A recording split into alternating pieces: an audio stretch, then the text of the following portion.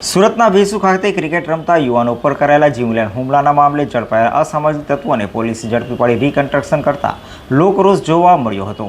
સુરતના વેસુ ખાતે આવેલ આંબેડકર નગર એક એસએમસી આવાસમાં 2 દિવસ અગાઉ રાત્રિના સમયે સુલતાન નામના ઈસમની શોધમાં આવેલા અસામાજિક તત્વોએ ત્યાં ક્રિકેટ રમતા યુવાનો પર જીવલેણ હુમલો કર્યો હતો, જેમાં એક યુવાનની આંગળીમાં 6 ઇંચનું રેમ્બો ચપ્પુ ફસાઈ જતાં ગંભીર ઈજાઓ થઈ હતી।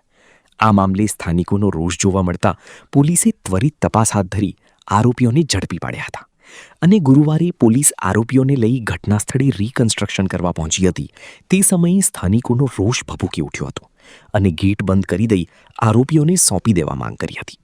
જોકે પોલીસ માંડ આરોપીઓને લોકોનો રોષનો ભોગ બનતા અટકાવ્યા હતા।